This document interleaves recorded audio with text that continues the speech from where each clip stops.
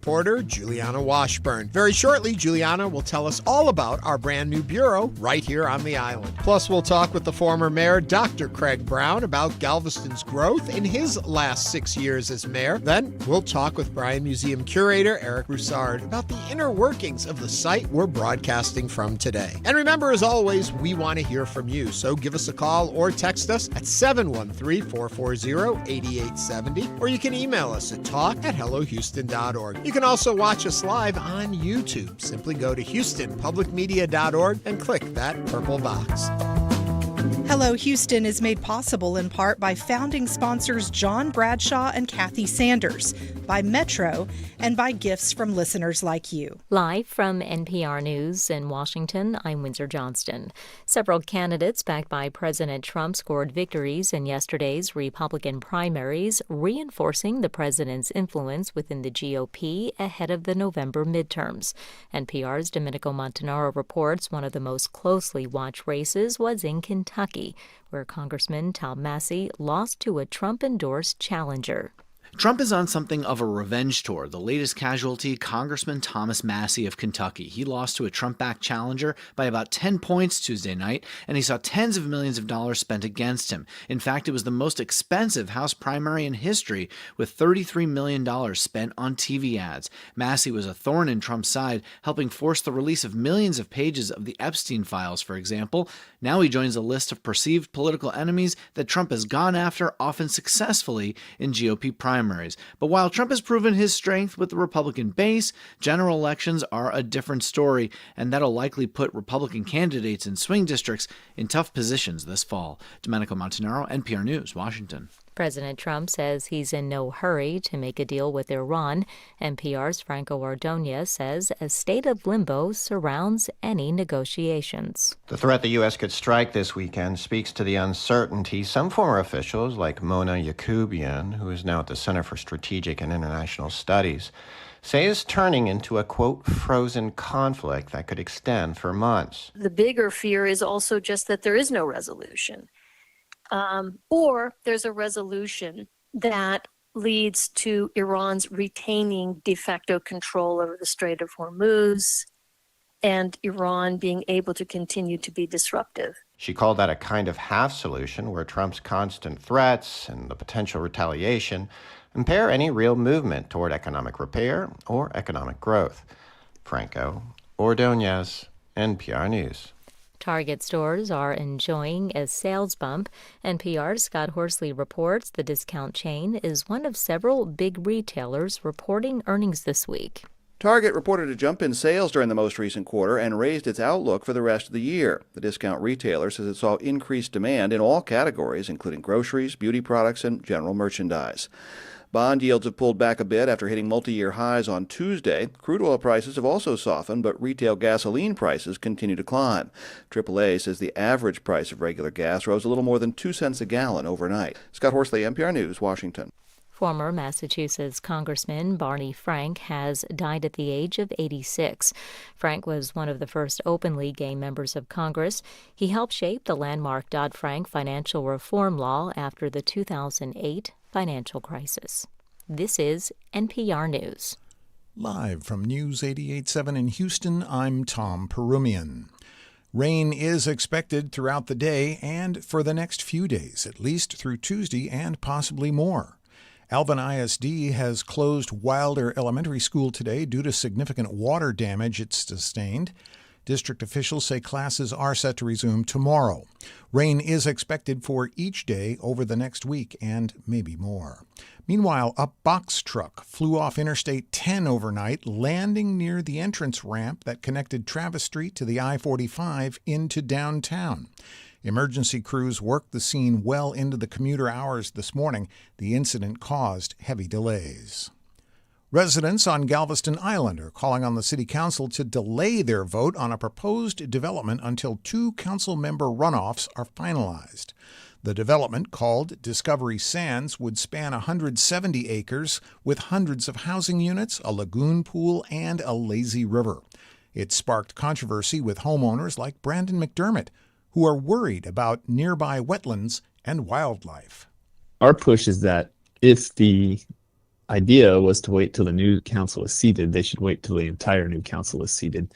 Some of the people that are in runoffs have come out against this development. So, voting before those people have a chance to possibly be elected seems a little premature. And the city council will take up the matter once that new council is seated. Runoff elections are set for June 12th. Meanwhile, in sports, the Astros down the Twins 2-1 on Tuesday. They wrap up their visit to Minnesota this afternoon at 12:40. The Astros continue to linger near the bottom of the American League West at 20 wins and 30 losses. Checking your weather, showers and thunderstorms today with a high near 84. Tonight, mostly cloudy with a low around 74 degrees with rain after midnight. Right now, light rain, fog, and mist, 70 degrees on the UH campus. I'm Tom Perumian, News 88.7. Support for NPR comes from NPR stations. Other contributors include Subaru. The 2026 Subaru Outback features new styling as well as standard symmetrical all-wheel drive and EyeSight driver assist technology. Learn more at Subaru.com/Outback.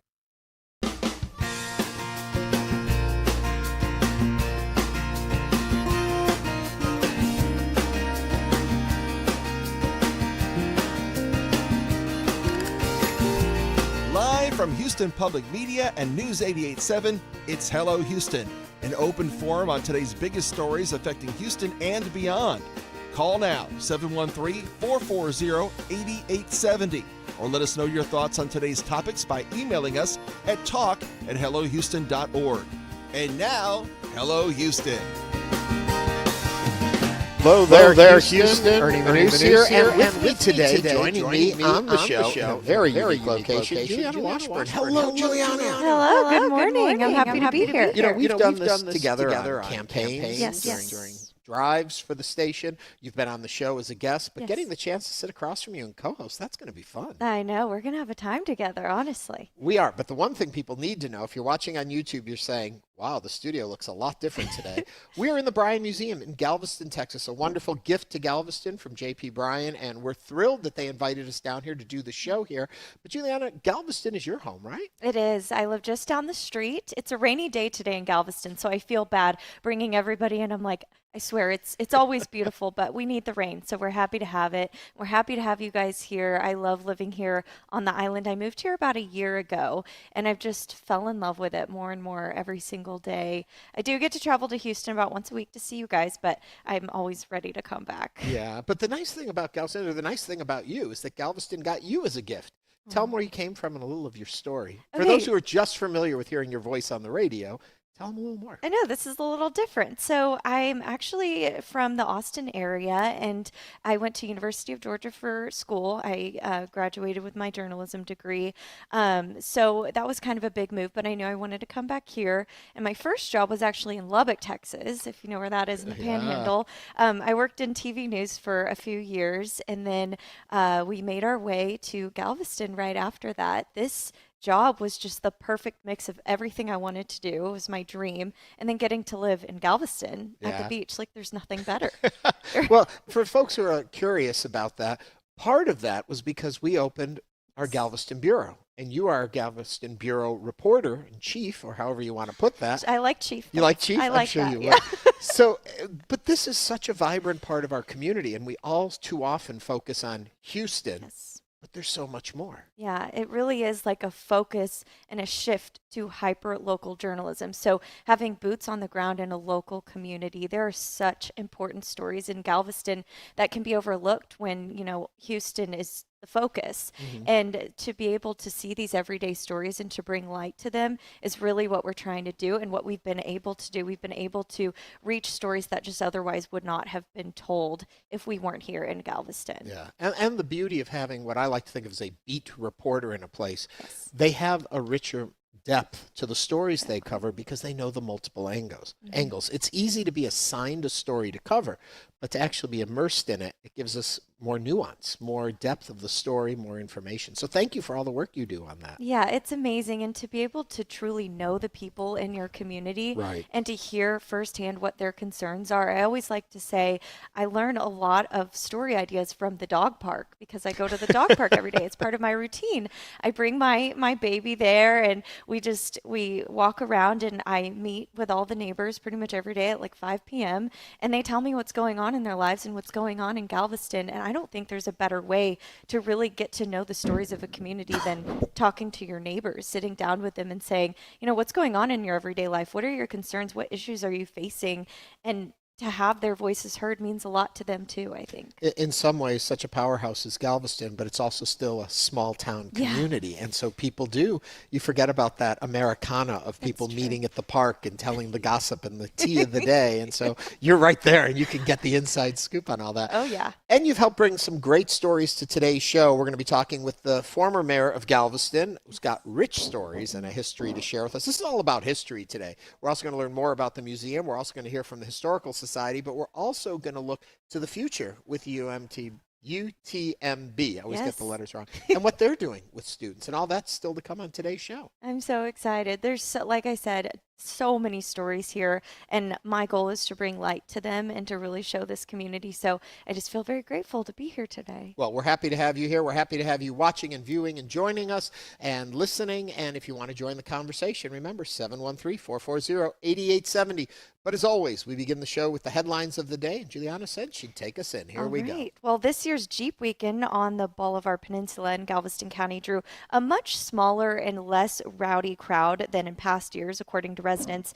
And the number of arrests were actually cut in half compared to 2 years ago.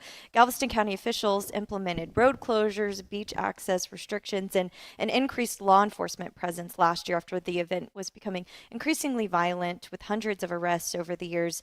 But this year, the Galveston County Sheriff's Office and the Texas Department of Public Safety reported 110 total arrests during Jeep Weekend.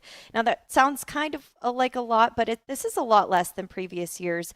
The event ran from May 14th to 17th. And like I said, the number pales in comparison. There were 370 arrests reported during the 2024. So this is really down on the event, and we're wondering, what are your thoughts? Is this crackdown working, or is this no tolerance rule driving people away from a big money maker for the city? We want to hear from you. So call or text 713-440-8870. So, of course, the first question I've got to ask is, where were you for Jeep Weekend? Okay, so I was on the island, and I was very interested to see, because I'm near Ferry Road, where you have to go on the ferry to Bolivar Peninsula. I was interested to see how many people went there, and I did notice there was less of a crowd. It turned out a lot of people went to Surfside Beach, which is in Brazoria County. I feel like I can't pronounce that right, but I talked to residents, and there were a lot less people, but they were really happy because in past years, there were a lot of violence because of this Jeep Weekend. And so with this crackdown, residents felt a lot safer in their neighborhoods. They felt safer in their homes. And, they were okay with losing some business and tourism with those couple of days if they could trade it off for a safe weekend. And when you say 110 arrests, and that gives you some idea of the size of the crowd, because there must have been a massive crowd for that many people to be arrested. Yeah. And then you think about Bolivar and you wonder to yourself, does it have the infrastructure to support so many people coming in? Right. So maybe the tightening and the discouraging of some people coming actually is a benefit for those who do come, because they have access to stores and foods and water and all that, and it's not a stranglehold on the community. And so and it's interesting because it started as just a small gathering of Jeep enthusiasts, and it turned into this huge rowdy party. And so while it was like, this is great for Bolivar Peninsula, these enthusiasts coming in, over time it was like, oh, this isn't so great for us. Even for businesses that were open, they were having issues with crime and violence and things like that. And so this crackdown seemed to be necessary for residents, even though some people were like, well, this isn't fun anymore. Yeah.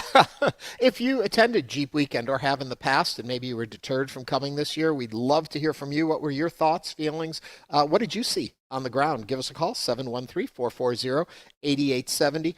Over on YouTube, Resonate writes, love Jeep weekend. Trash pickup with my nephews was unreal. How many tents were ditched on the beach? Filled my truck bed 5 times each year with just the trash they pick up. Wow. So it's nice, first of all, they're going really out and nice. cleaning off the beach there. And you do think with the influx of people, the amount of trash that it Yeah. generates too. Yeah, especially with, partying on the beach and being so close to the water. There's already, so many issues with plastic and water and, sea life. So it's really nice that they went out and cleaned up. Wow. Yeah. That's also a sign of being in a community Yeah. where you feel an ownership of your community as opposed to maybe people who are transient in the regards of they're here for a short time, they move somewhere else and move somewhere else.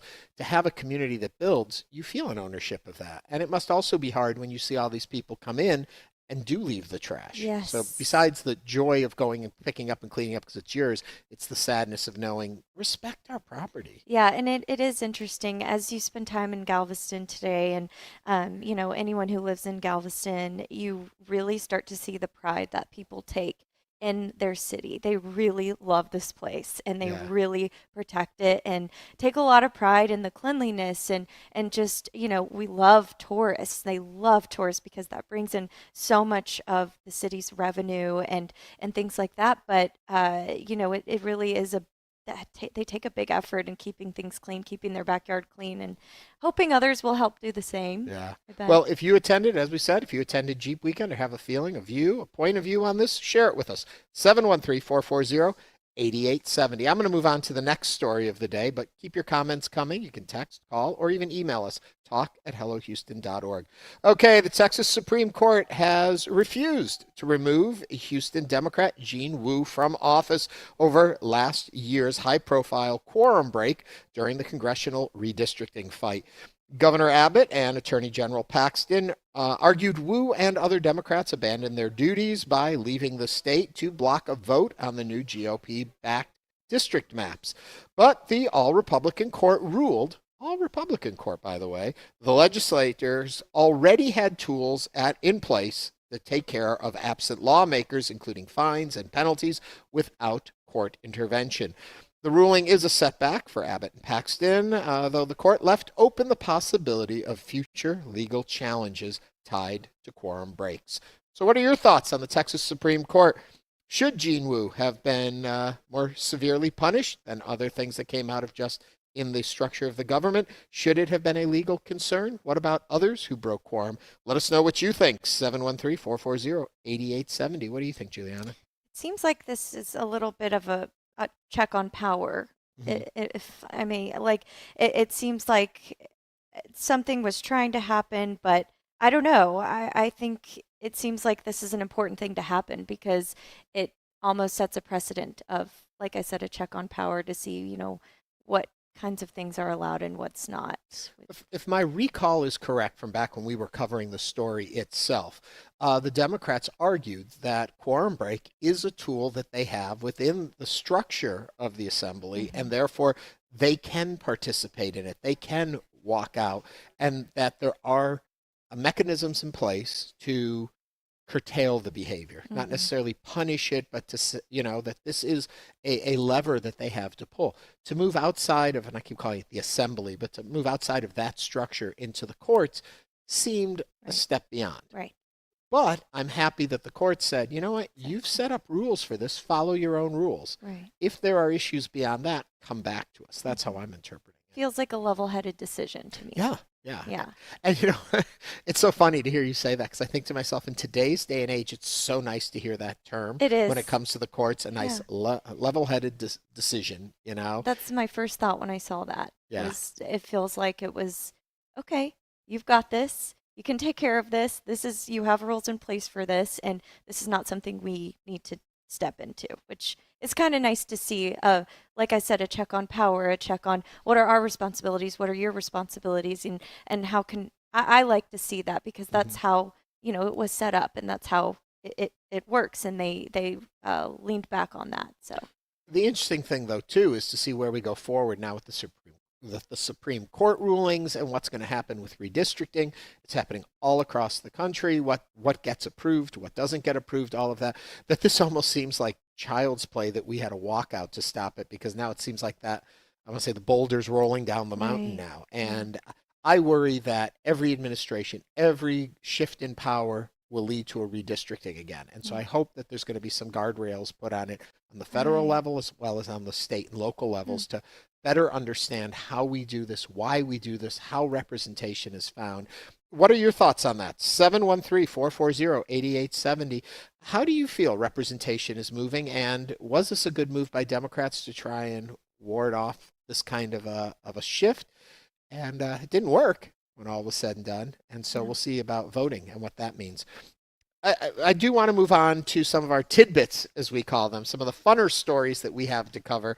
And I'll find out from you, are you a Star Wars fan? Oh, you're not going to be happy with me. Who says I'm going to be happy or not? You don't know. Oh, I've seen some of the prequels because my brother is a big Star Wars fan. And as I got older, I went to the movies with him. But I can't say that I've watched all the Star Wars movies, and I apologize. I do love Baby Yoda. Does that count for anything? Yes, because Baby Yoda's got his own movie out, so you're back in it. So there we go. Baby Yoda is almost back. Star Wars, A Mandalorian, and Grogu.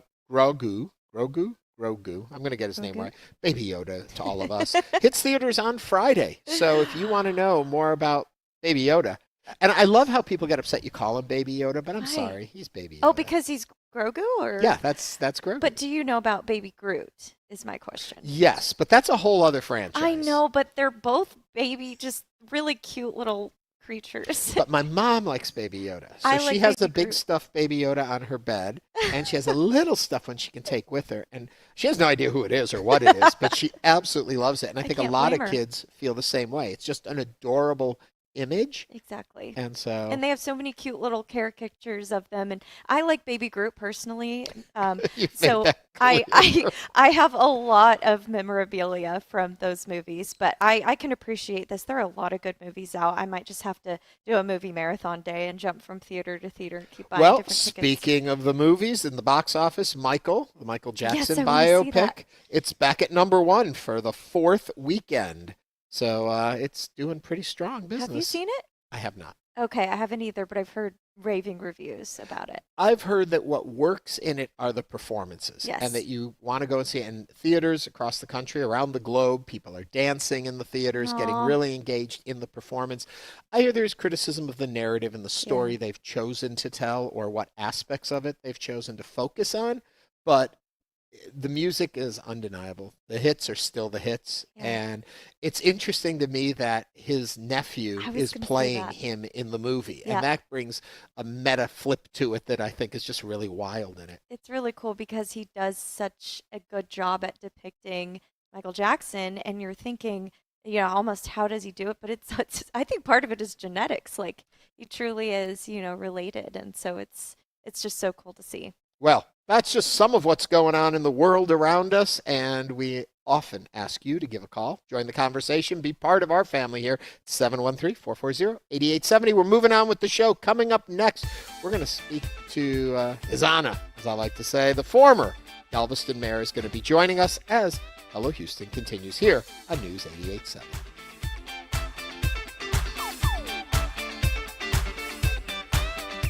Meet Tio Choco. We just took his keys for the day and gave him a Ride Metro fare card. This is his story. Visit ridemetro.org/Choco to find out where is Choco. Weissman explains how we got here and suggests ways to hold politicians accountable. Weissman was the lead prosecutor in the Mueller investigation. Join us.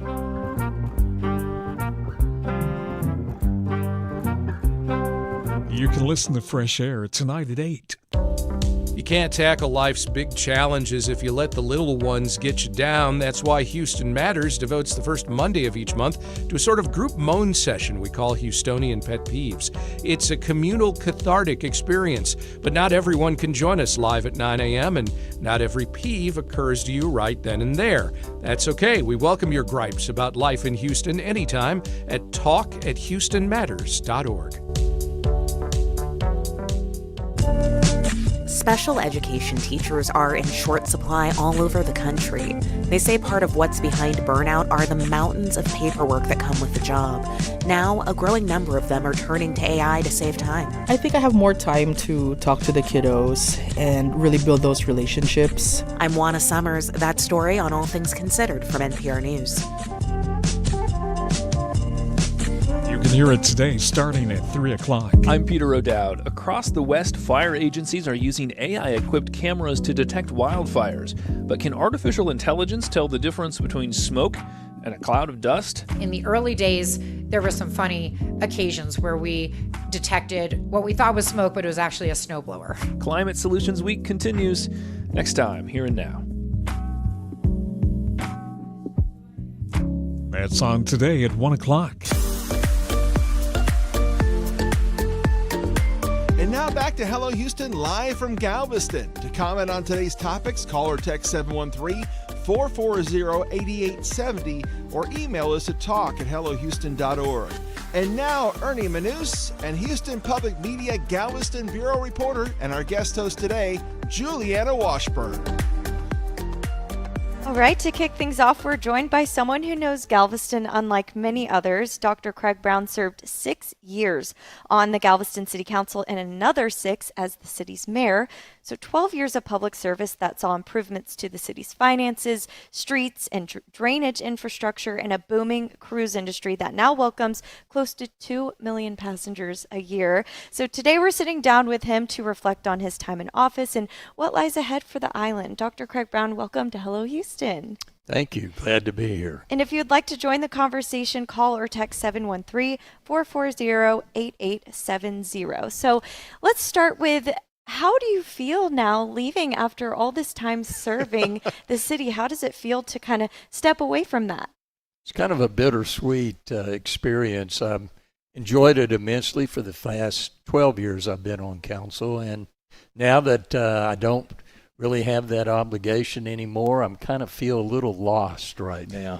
But my wife has a lot of duties for me and a lot of activities, so I'm fine, I think. That's awesome. I actually talked with her personally a couple weeks ago, and I asked her the same question about how she feels, and she's like, I'm excited. We got so much to do. So I'm sure, and can you talk about, as you leave, what are some of the challenges, or not even challenges, but just what's the city kind of working on now in the next few years? Well, I think there's so many activities going on the island now that when I came on council in 2014, there just wasn't as many activities as we're experiencing now. And I think the key right now is to continue to balance being a good host for all the individuals coming on the island, but also maintaining the quality of life for our residents that live here. And that's something that we're constantly dealing with. As you mentioned, the port is expanding exponentially right now, and tourism in general is moving forward at leaps and bounds. So it's a constant balance that we're working with, and I think so far it's working out well. Let me ask you, is there a harder balance between the influx of tourists and visitors to island folks, or do you find the bigger challenge in the disparity of income between those that are the haves and the have-nots on an island, where it seems like there should be, well, you tell me what your thoughts are on that. It's a little of both. First of all, we're going to have probably 8.5 to be quite a challenge. We're a city of 53,000. Have a police force, sanitation, and all of that geared to 53,000. And on any particular weekend, especially in the summer, we'll have close to 200 to 300,000 people here. So it's quite a challenge for that. Also, we're a tourist city. That's our number one economic engine. A lot of individuals that work in the tourism industry and the waiters and so forth and at the hotels. It's hard finding affordable housing here on the island here, and we're dealing with that subject. And I think this new council that's just been elected, I think they're going to hit that and really delve into that for some solutions to that. From the government point of view, do you work toward increasing the high-end experience on the island for residents and attracting those kind of folks to move in, or are you looking to say the salt of the earth people that make Galveston what it is, how do we support them in an environment where all things are getting more expensive? Well, it's a little of both also. From the standpoint of our affordable housing right now, right. I've always been kind of a proponent of that. Since we're an island here in Galveston, we feel like everything needs to happen here because we're separated from the mainland by water. I always felt that if we weren't separated by water, we'd treat the mainland as our suburbs. And I think that that's a philosophy that we need to continue to expand on and look at Hitchcock and Texas City and so forth as our suburbs and so forth, and possibly work out arrangements for affordable housing and transportation for those areas. I think that's very important. For the individuals that come on the island here, we're trying to change the complexion of the tourists right now. We're happy to be hosts for many, many people that come down here, but we're also looking at trying to expand the tourist that spends multiple nights on the island here and shops and eats at the restaurants here. Yeah. I was talking with a friend the other day. I've been in Houston now for 30 years, and the amazing change I've seen over that period of time. Just even the 6 years in office, the change that I've seen during your tenure, both on council and then as mayor, massive in this island, how different it's come, because you came from a very rough period before that. And so talk to me about what you've seen in growth that excites and put a spring in your step every day you had to go to work. Well, I think we've put a lot of attention to the quality of life for our residents.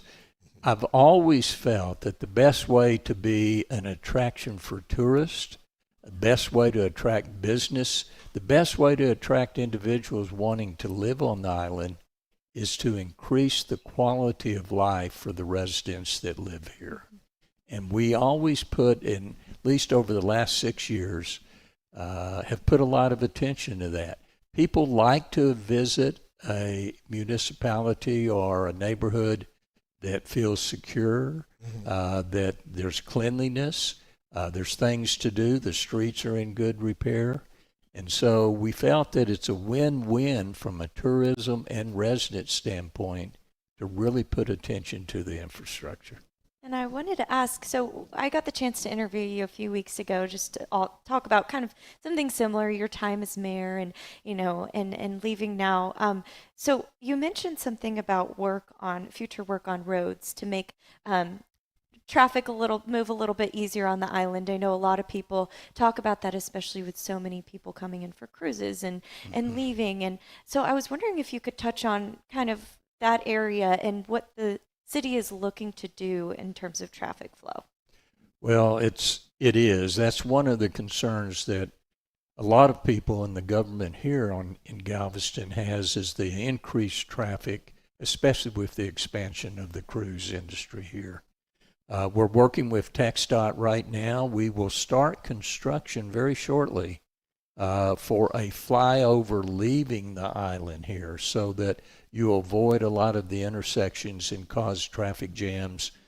If you live on the west end of the island right now, you know that when you try to leave on a end of the weekend, you're lined up down 61st. Yep. We're going to have a flyover there, and TxDOT will start the construction shortly to avoid all that. The other thing is we have a feasibility study going on right now with TxDOT to have a flyover coming on the island. Right now, as you come on the island, you mix in, if you're going to the cruise lines and so forth, you mix in with the neighborhood traffic. This flyover would bring you over some of our streets here. It would be elevated, and it would bring you right into the cruise lines here, so you're not mixing with the neighborhood traffic here. We're also doing a mobility study. We have 4 cruise terminals right now on the island. We just finished a master plan that is predicting to have 7 cruise terminals here. That's a lot more traffic.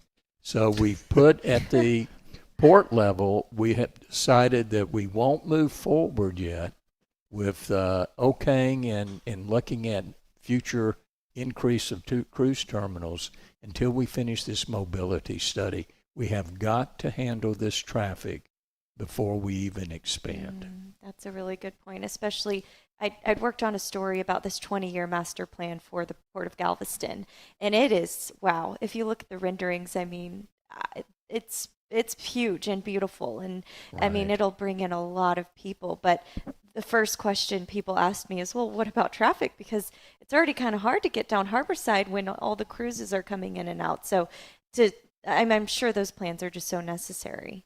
They are, and one of the things that people don't realize, we're working with the cruise industry also.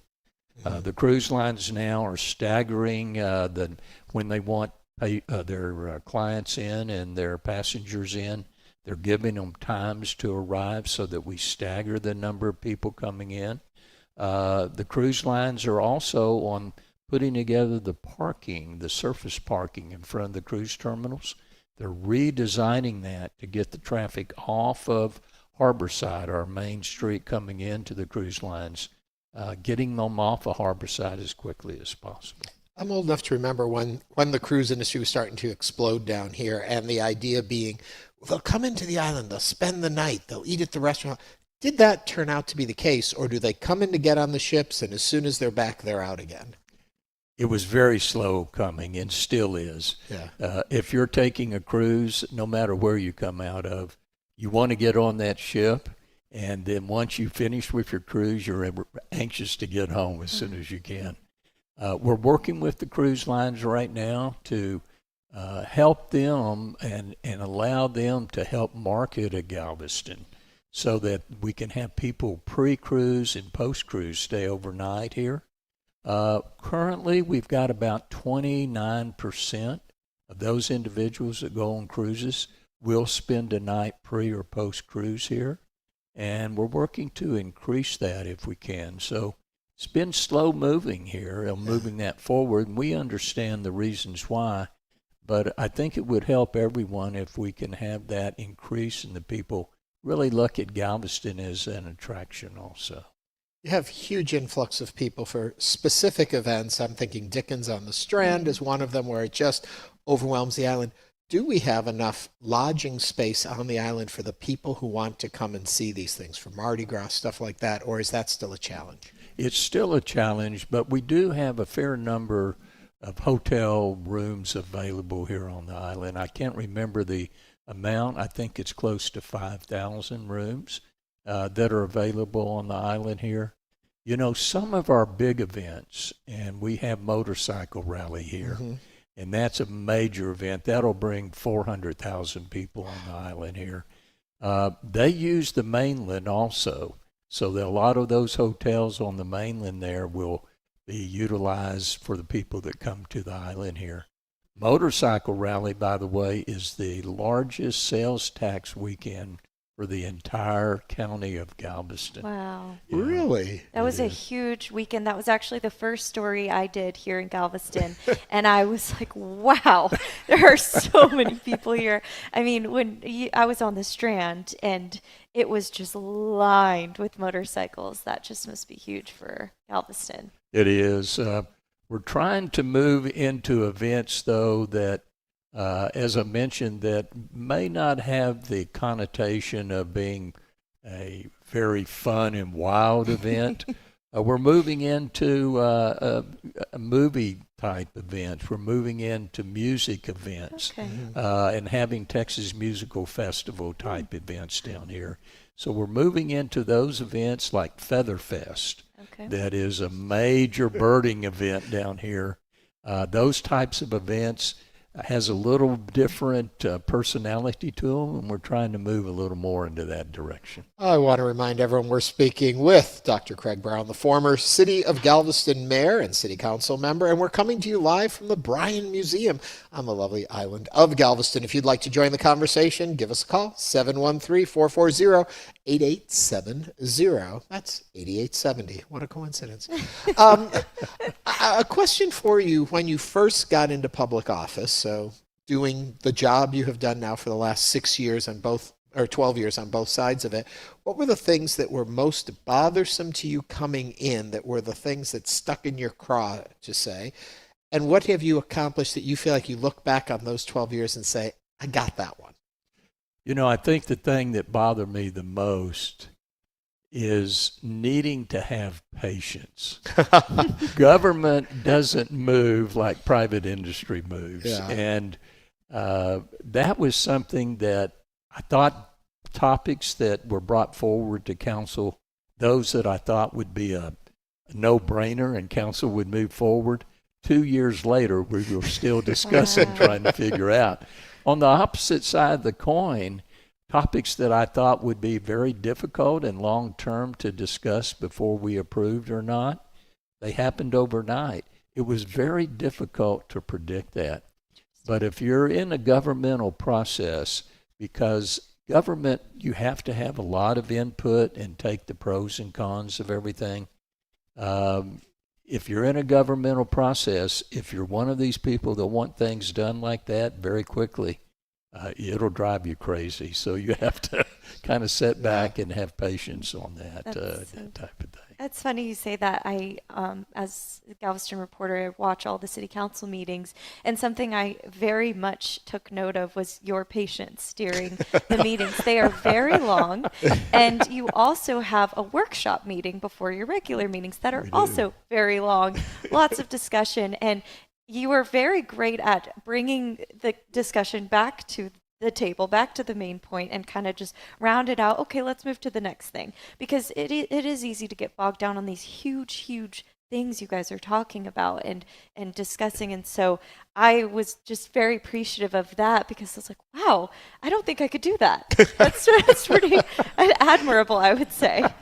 Well, you talk about the huge things. Let me throw one out there that's a big issue, and I'm curious your position on it, having sat through all you have seen, all you know. We've talked about congestion on the island when people come in for big events and what the island can sustain when it comes to an influx of people. Your views or thoughts or feelings, maybe not policy-wise, but personally, on gambling on the island? That's a topic that kind of ebbs and flows here in Galveston for a long time.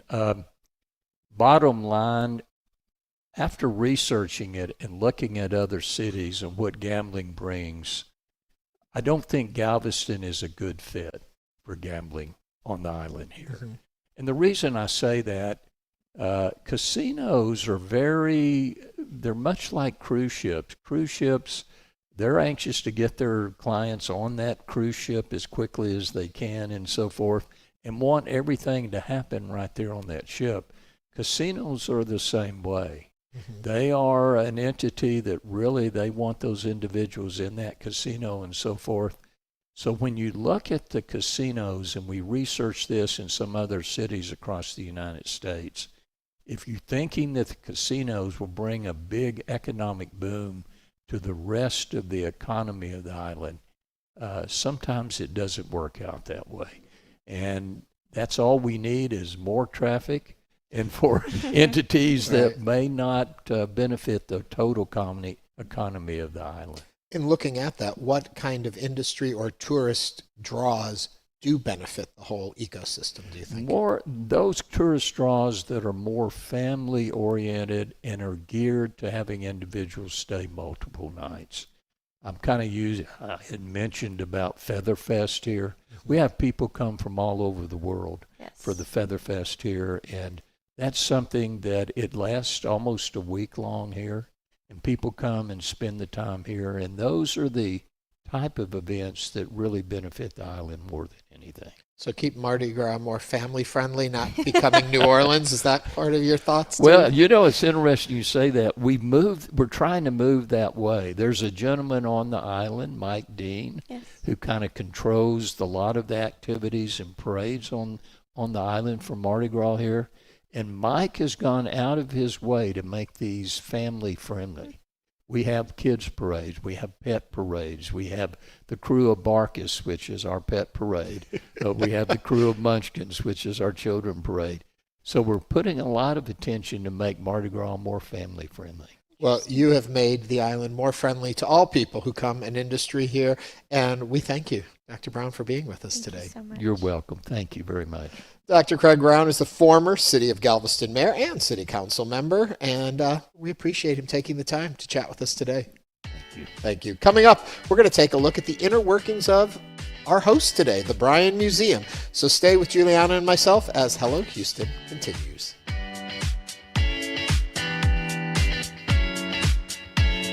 Meet Gamola, songwriter, world-class violinist, and award-winning multi-genre artist. We just took his keys for the day and gave him a Ride Metro fare card. Visit ridemetro.org/Gamola to learn more about his ride. Was in my bank account. Like the cash was actually already not even pending. It was already deposited. I'm Kai Rizdal. Refunds still processing. Next time on Marketplace. You can listen to Marketplace tonight at 6:30. I'm Jesse Thorne. You want some real, insightful conversations about where art comes from? Well, Bullseye has you covered, as long as you don't mind a little bit of ridiculousness. Y'all was like really judging me though. They sniffed it out. They sniffed out that I was weird. I was like, I don't know where I'm gonna sit, just like in the movies. Listen, learn, laugh. Bullseye from Maximum Fun and NPR. Bullseye, Thursdays at 10 p.m. on News 88.7. This week on This American Life, there have been so many efforts by the Trump administration this year to pry certain people away from their jobs and their communities, the lives they've built. One family decided to respond with an unexpected secret weapon. Pull it up. You should just pull out the spreadsheet. I can do that. It's beautiful. It's excellent. It's a thing of beauty. Garrett and Chrissy and their magical spreadsheet. That's this week. This American Life is on tonight at 10 o'clock. Did you know your gift to Houston Public Media could go twice or even 3 times matching gift program?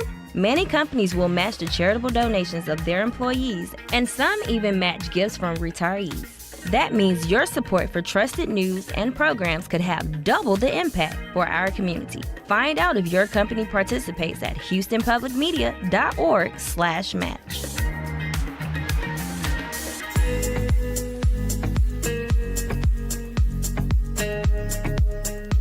And now back to Hello Houston, live from Galveston. To comment on today's topics, call or text 713-440-8870 or email us at talk@hellohouston.org. And now, Ernie Manouse and Houston Public Media Galveston Bureau reporter and our guest host today, Julianna Washburn. The mission of the Bryan Museum, where we are sitting right now, is to bring the history of Texas and the American West to life through art, education, and preservation. With a world-class collection, engaging exhibitions, and outstanding educational history and literacy programs, the brainchild of J.P. Bryan offers visitors the opportunity to explore the multicultural stories of the past while inspiring them to shape the stories of the future.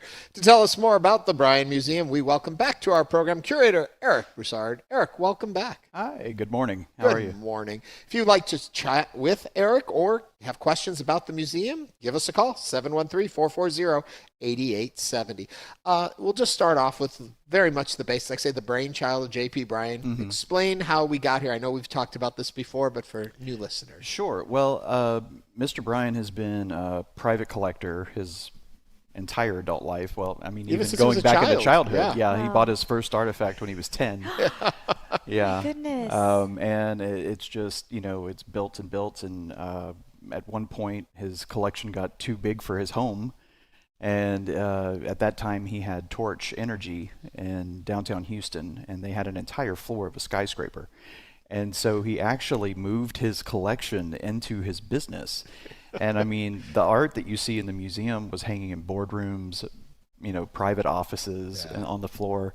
And when they decided to downsize the office, that's when I think he was like, he realized how many people were coming into Torch, not to talk about energy. They just heard that there was a great collection of Texas history artifacts and documents and art. And he wanted to continue and even take that to a broader level of public access to these things. So he started looking for locations for a museum. At first he looked in Houston. Said he just couldn't find a place with the right fit. It was either way too big or way too small, but it was all way too expensive, I think is what he said once. And somebody had recommended to him a building here on the island. And so they made the drive from Houston one day, And he walked into this space, and the water line from Ike was above his head. Wow.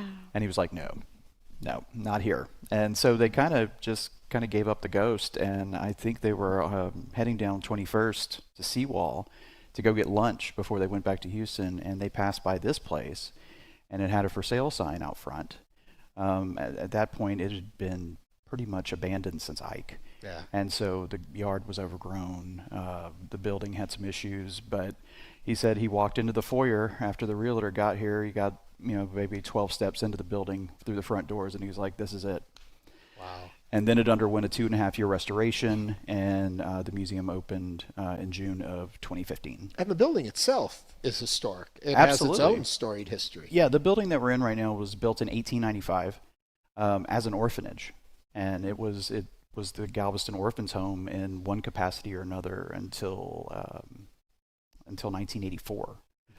Mm-hmm. I say that because it did shift in the late 70s, early 80s from institutional care to emergency service. It was like emergency shelter.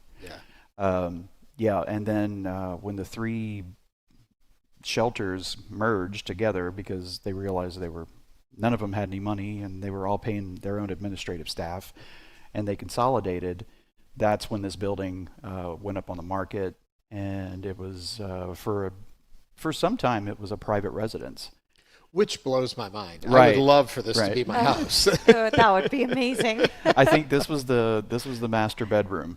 Really? Wow. Yeah, that we're in right now. This is the size of my entire apartment complex. Right. A lot of places have a namesake founder, somebody who you have the rare opportunity if that person is still with us and Absolutely. very vibrant and active. Is that challenging in a unique way as a curator to have the man whose collection is here? And I'm sure there's a very personal connection to it, unlike just somebody who funds something. Yeah, I think it is challenging in a good way because, I'm speaking for myself, but I think I speak for a lot of our staff as well. Having your founder with you makes you want to make him proud, and to visibly see the legacy that he's built and that we're continuing to build in his name. So I think that's an opportunity not a lot of public historians or public history workers get to experience, because usually these foundations are started from a will or a trust, and nobody who works there ever got a chance to meet the founder. Right. So I think it's a very unique opportunity, and it's one that we enjoy. Yeah, I'm wondering if I'm walking into this exhibit, I'll be here pretty much all day. What do I need to see? What is your favorite? What do people need to beeline toward? Well, our entire main floor is a Texas history timeline. We start with the first Texans, the Spanish, moving into the frontier, republic, statehood, and I'm going to beyond. pause you there for 1 second, because we've talked about this before. When are the first Texans, to surprise everybody? What years are we talking? Well, I mean, the artifacts that we have, the time frame that we represent, go back to about 11,000 BCE. What? I knew that would catch up, Julianna. So on one floor, we take you from 11,000 BCE to about 1921. No way. And that's kind of where we leave off on that timeline, is the end of the Mexican Revolution. Wow. Of course, if you ask different staff members, they have their different heavy hitters, the sword that captured Santa Anna, the big diorama of the Battle of San Jacinto. For me, I'm a trained historian, so I rotate or gravitate towards the documents. And I knew nothing about art when I got here, because as a historian, you think to yourself, oh, there's art historians, I don't need to know about art. Right. And then I come to this beautiful building, and I'm just like, oh my God, I have to learn about art. So I got a crash course in Texas art and artists and Western art in general.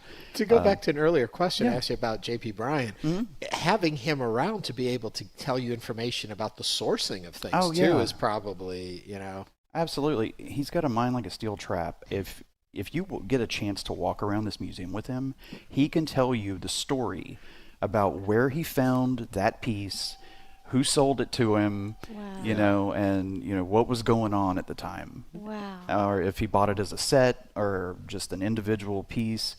So, yeah, I mean, that's another thing. And one of the best things that I have at my disposal is we have video of him walking through Torch giving a tour. And so, you know, we not only can we see how it was set up, as you know, as opposed to the way it is now, but you hear him talking about all these things, and we've recorded footage since then of him in every single gallery of the museum. Well, what I love about this story is that not only is this a museum of history, it's in a historic setting, Exactly. and you have somebody who has that rich history with them, all combining in one location to give us such a rich picture of this period of time, of the American West, of this region. It's really fascinating and very rare. I'm curious to know what the exhibit coming to Galveston, that wasn't expected, I guess, you know, it was kind of, like you said, it was a discovery you guys, that he made. Right. What has it done for Galveston, and what has Galveston done for the museum? I think that, you know, there was nothing like this in Galveston. You know, no, there are great museums here, but nobody does exactly what we do. Because we don't focus, you know, on the city or the county of Galveston. We look at Texas as a whole. Of course, we acknowledge Galveston. We embrace it, its history, because we're here. And, you know, this unique opportunity to house history in history, you know, is just mind-blowing. But as far as what Galveston's done for us, we have some wonderful partnerships. You know, the Park Board and Visit Galveston, you know, they promote everybody on the island, and, you know, they get grant funding to get billboards for different, you know, businesses and nonprofits, and that helps out a lot, because they realize that promoting us promotes the island. And so what's good for any of us on the island, any of the museums, is just good for Galveston in general. We're getting a lot of response online from folks engaging. If you'd like to engage with us online, go to YouTube and look for our live stream, and you can join our group of YouTubers, people that chat in our chat underneath the live show. Some of the comments we got, one text came in and it said, "So great that you're in Galveston for Hello Houston. The Bryan Museum is a gem. The Bryan Museum is featured in our book, Secret Galveston, a guide to the weird, wonderful, and obscure." Which one would you fall into? Weird, wonderful, or obscure? I hope wonderful. I hope so too. Another one, an email came in that said, "Our CFO took us on a company outing to the museum 2 years ago. Fascinating." Which brings to mind for me that there are lots of different ways to visit the museum. Oh, absolutely. We've got our website. We've got traveling exhibits that go all over the state of Texas and other museums. You know, probably the most popular one is our Coastal Cowboys exhibit, which is actually in 2 locations right now. We've got it installed at George Ranch, and we've got it installed at the Heritage Society in Houston right now. Oh, wow. They're on the tail end of it. George Ranch just opened theirs. Quickly, before we run out of time, we had a comment that came in that said, "Ask you about the art installation that ties in with the 1900 storm and the Hope sculpture." Oh, okay. Yeah. So the anniversary of the 1900 storm last year, we had Vicki McMillan Hayes did a beautiful mural that you might have seen as you were coming into the building. It's right next to the elevators. On the outside, and we've also got there's a local sculptor, Doug McLean, did the Hope statue for us. It's an interpretation of the Capini statue that went missing. That was supposed to be on the seawall at one point, and what I read, I thought was that the city of Galveston, when they saw Capini's statue, they were like, "Oh my God, it's so depressing." No. Well, there's nothing depressing about being here. Unfortunately, we are out of time. Eric, come back and talk to us any time. Thank you so much for having me. Eric Broussard is the curator of the Bryan Museum, and we're going to continue the show right here from the Bryan Museum in the next hour. Don't go anywhere. More headlines, more guests, more Hello Houston right after the news.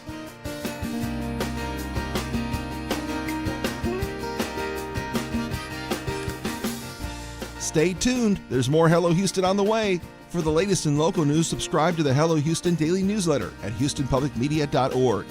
Hello Houston is a production of Houston Public Media. The opinions expressed by the guests of this program are solely their own and do not represent the views of management, staff, or underwriters of Houston Public Media. This is News 88.7.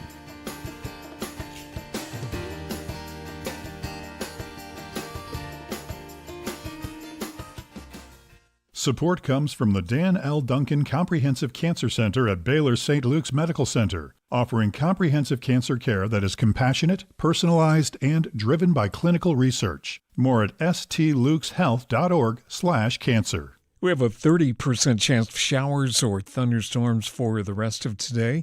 The high up about 85, and tonight a 40% chance of thunderstorms, a low 74. It's 76. Your NPR station, KUHF Houston.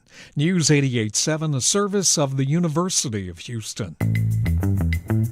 Welcome to Hello Houston. Today we are live from Galveston's Bryan Museum. So if you're in the neighborhood, come by and see us. I'm Ernie Manouse, and my guest host is Houston Public Media Galveston Bureau reporter Julianna Washburn. This hour we'll talk with Galveston Historical Foundation's Will Wright about some of the cool places you can visit right here in this city. And then UTMB's Senior Vice President and Provost, Dr. Susan Chubinskaya, will join us to educate us on some of the higher education opportunities right here in the city as well. And as always, we want to hear from you. So give us a call or text us at 713-440-8870 or email us at talk@hellohouston.org. You can also watch us live on YouTube. Just go to houstonpublicmedia.org and click that purple box. Hello Houston is made possible in part by founding sponsors John Bradshaw and Kathy Sanders, by Metro, and by gifts from listeners like you. Live from NPR News in Washington, I'm Windsor Johnston. The Justice Department is expected to unseal charges today against former Cuban President Raul Castro. They're tied to the 1996 shootdown of two civilian planes flown by a Miami-based exile group. Ahead of the expected announcement, Secretary of State Marco Rubio issued a message marking Cuban Independence Day. NPR's Ada Peralta reports from Miami. Secretary of State Marco Rubio says Cuba is suffering not because of a U.S. blockade, but because their government has placed the good of a few insiders ahead of the good of the Cuban people. Rubio said the only thing in the way of a better future for Cuba is the people who control their country. If owning your own business and having the right to vote is possible outside Cuba, he said, why is it not possible for you inside Cuba? Rubio spoke as the Justice Department prepared to announce an indictment against former Cuban President Raul Castro. Cuba has said the U.S. is simply trying to justify an illegal and inhumane military intervention against Cuba. Ada Peralta, NPR News, Miami. President Trump is delivering the commencement address at the U.S. Coast Guard Academy in Connecticut today. During his speech, Trump again pointed to the war in Iran. Everything's gone. Their Navy's gone. Their Air Force is gone. Just about everything. The only question is, do we go and finish it up, or are they going to be signing a document? Let's see what happens. Trump says Tehran is now facing a choice between reaching an agreement with the U.S. or risking further action.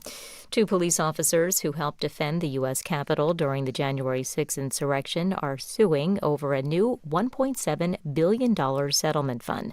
The officers want to block anyone involved in the riot from receiving money through the program, which compensates people claiming they were politically targeted by prosecutors. The NAACP is calling on black athletes to withhold support from public universities and states that are rolling back voting rights.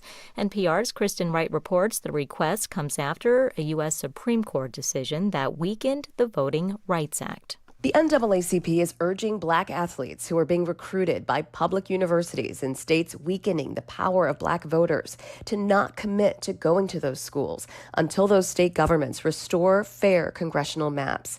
The civil rights group is targeting 8 states in the South where major college football and basketball programs made up of mostly black players rake in big money. The NAACP is also asking college athletes to elevate the issue and call on leaders to speak out against racial redistricting. It's also urging alumni, donors, and fans to withhold financial support. Several Republican-led states are racing to redraw congressional districts in an effort to flip seats, effectively diluting black voting power. Kristen Wright, NPR News. This is NPR. Live from News 88.7 in Houston, I'm Tom Perumian. The city of Houston is preparing to open a homeless service center with more than 220 beds in East Downtown. The city bought the facility for $16 million last year, and operations are expected to cost nearly $40 million over the next 3 years. The long-term funding plan lacks details, but Housing Director Mike Nichols says officials are working on it. Funding is always the challenge. That's why all of us go to Washington to lobby for funding for the city. That's why we go to Austin to continue to work for funding. That's why we go to the philanthropic and corporate community for the same thing. He says the doors will open before mid-June. We'll have more on the new service center coming up on All Things Considered. Rain has largely slowed down or halted altogether across Houston after 1 to 3 inches came down across the region last night and this morning. Cameron Self is a meteorologist with the National Weather Service. He says the roads should be okay now. Having said that, more rain is expected later tonight into tomorrow again, which means if we can manage to get any storms that move over some of the same areas that have gotten some heavy rainfall already, there could be some flooding concerns. An earlier flood advisory expired for the area earlier this morning. Rain is expected for at least a day or maybe until next Tuesday, but definitely longer. In sports, the Astros take one from the Twins last night. They close out their visit to Minneapolis today in about 35 minutes. Checking your weather, 30% chance of showers and thunderstorms today, otherwise mostly cloudy with a high near 84. Tonight, a 40% chance of showers and thunderstorms with a low around 74 degrees. Right now, mostly cloudy, 81 degrees on the UH campus. I'm Tom Perumian, News 88.7. Support for NPR comes from NPR stations. Other contributors include Capital One, offering their premium travel card, Venture X. What's in your wallet? Terms apply. Details at CapitalOne.com. And listeners like you who donate to this NPR station.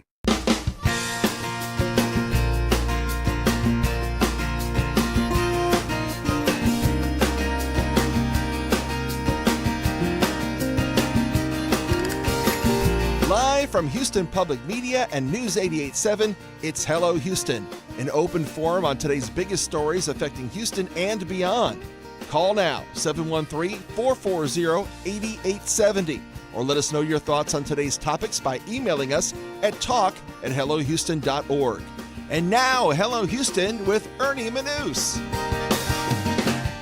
Hello. We are back again, and joining me today as my special guest host is Julianna Washburn, and we are right in your neck of the woods. We really are. It's funny, I'm usually driving to you in Houston. And we drove to you right here in Galveston, and not just Galveston general. We came right to the Bryan Museum, which if you were listening at the end of the last hour, we learned all about this amazing jewel that we have in our crown of Galveston. And have you been here before? I have not. I drive by a lot, and I've been eyeing it forever because Bryan Museum I've also seen used as a wedding venue. Yeah. It is gorgeous. There's a greenhouse outside. Yeah. You have to come by. I mean, I can't believe I haven't been inside. That's what makes it so cool, is that it's not only the collection that is housed here, it's the building itself, the grounds themselves. It really is an experience to come to the Bryan Museum, and we're so happy to be here. I came down here first time about a year ago and helped out with their annual gala. Oh. And I got to see the place, and I got the inside tour Did kind you? of thing. That was fun. And then to come back here and get to do the show here. And if you're watching on YouTube, as you can always watch us stream live on YouTube, you can see the wonderful setting we are sitting in. Somebody was joking and said it reminded them back of my days after Downton Abbey when I did the show Manner of Speaking. Kind of has that feeling. No, here. it does. I'm also getting Bridgerton. Have Yes. you seen Bridgerton? Yes, I have seen That's what I'm Bridgerton. feeling right now. A cheap takeoff on Downton Abbey, if you ask me. But anyway. I know, but I just love it so much. It's irresistible. I can't stop watching. Well, come for the building, stay for the collection. The Bryan Museum has something for everyone, as you do too, because what you do for us at the station, a lot of people have heard your name, have heard your byline, have heard your stories.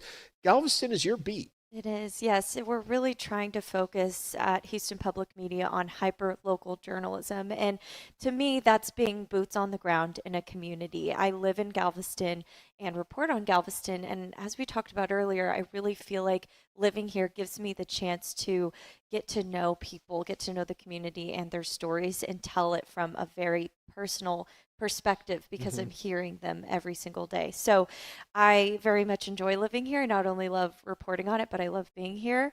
And I'm happy to be here today.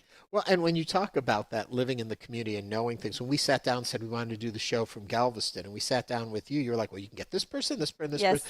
And that comes from being immersed in where you cover a story and understanding the people, the place, the peculiarities of it. Everything has its own little rhythm to it, and you have to be immersed in it to truly understand it. And I think that's why your coverage of Galveston for the Houston market and well beyond is so in sync, because you have the opportunity to be part of the stories. Exactly. And you really, truly, Galveston has these huge stories that would not be told if we weren't here. Being able to hear that this is happening, get an insider, scoop of what's happening. I'm hearing it at the dog park. I'm here. Truly, when if you remember the plane crash that happened here in Galveston a few months ago, I was 5 minutes away from where it happened at the dog park at 5 p.m., my usual routine. And I heard, people start whispering about it. This was seconds after it happened, it seemed like.